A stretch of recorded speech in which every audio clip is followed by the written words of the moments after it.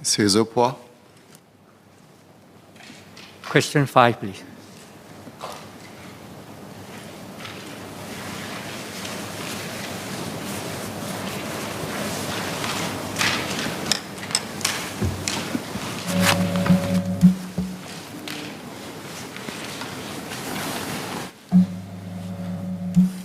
Mr. Speaker, my answer will address question number 5 from Ms. Hazelpour on today's order paper, and also similar related questions by Ms. Ng Ling Ling, Mr. Edward Chia, and Dr. Wan Rizal. It was with a heavy heart that I read about the unfortunate incident that happened at National University Hospital, NUH, 2 weeks ago. I'd also like to offer my deepest condolences to the family for their tragic loss. The couple has had discussions with the NUH team, and the matter has since been closed between the two parties. The family had put up a social media post recently acknowledging this, and further acknowledged that the mother had not been left unattended for 2 hours. Indeed, she received attention and care from the NUH Emergency Department, or ED, team from the time that she arrived. They further noted that the sad and unfortunate outcome of the pregnancy was not the result of her experience at the hospital. Out of respect for the couple's request for privacy and for confidentiality reasons, I will not go into the details of the case. NUH has investigated the matter thoroughly and reviewed their processes in consultation with the Ministry of Health and the Director of Medical Services.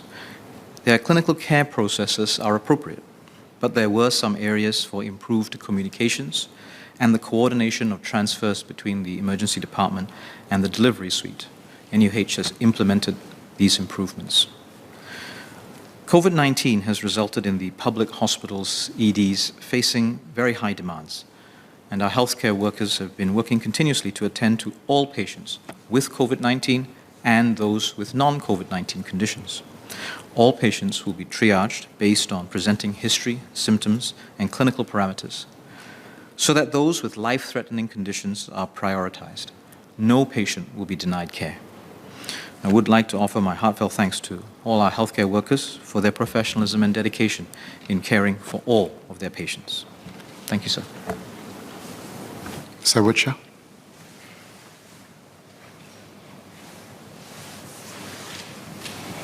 Mr. Speaker, sir, I thank the SMS for his reply. The Singaporean couple at the heart of the matter are actually residents of Zhenghua. As their MP, I've communicated with them on several occasions, and having to cremate one's child is an emotional journey for any parent. The father told me that it was never his intention to cast any blame on the hospital or healthcare workers when he posted on social media. His intention was to really seek answers for the 2 hours of wait time that he and his wife experienced at the A&E. And it was so because that he was unable to seek answers or any response over a period of 5 days. And this included the time when his wife was being treated at the high dependency ward. He finally got a response from a patient care officer when his post went viral. Therefore, I'd like to ask the SMS, following this incident, and with the objective of improving protocols, would MOH be assessing how hospitals should improve the provision of critical information to patients in a timely manner with empathy? I do believe that with greater transparency, this will strengthen the trust that Singaporeans already have with our healthcare institutions. Thank you.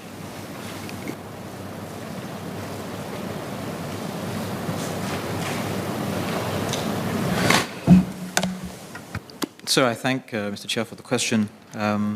Notwithstanding the findings that the clinical care processes were appropriate and not contributing to the outcome, the NUH team did indeed look through how they performed their communication, how they provided the information that was available to reassure and inform the couple. And indeed, there were ways in which they can improve that. They could improve that. They recognize this, and they've already instituted changes to their processes to make sure that information is provided in a timely manner and done so in a way that is more acceptable, I think, to the patients and their families. And this process review was done in consultation with MOH and the Director of Medical Services. And the lessons will be learned and shared across our healthcare system. Dr. Janil, earlier you mentioned about a question raised by Ms. Ng Ling Ling. Which question is that, just for record purposes? Sir, the questions were tagged by Ms. Ng Ling Ling as PQ2812 in the order book, PQ2814 from Mr. Edward Chia, 2815 and 2816 from Dr. Wan Rizal. Thank you. Dr. Wan Rizal. Thank you, Mr. Speaker. I thank the SMS for that. My concern is really for the healthcare workers who were involved in this unfortunate incident, because when this news came viral, clearly they were the first line who were blamed. My question is, how could we better protect them in the future when these things happen again? Because apparently it wasn't the first. After that, there was a subsequent one that was blamed on the healthcare workers. But what can we do to protect them in the future in this regard? Thank you.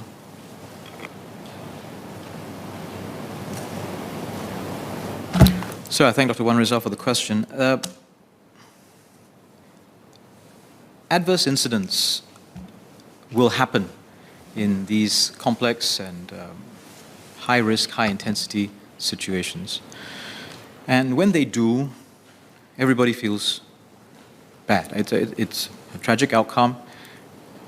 From a emotive empathy point of view, anybody hearing about it feels a loss, feels sympathy.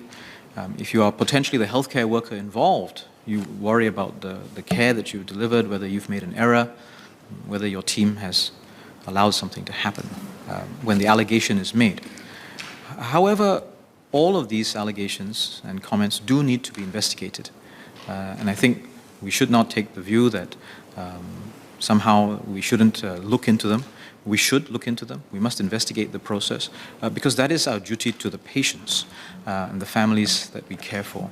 And the best protection then for the healthcare workers is quick and thorough establishing of the facts that are involved, and to do so in a way that involves the healthcare workers systematically and professionally. The processes to investigate and follow up on incidents such as these are well known to our healthcare system and our healthcare staff. Nevertheless, it can be taxing and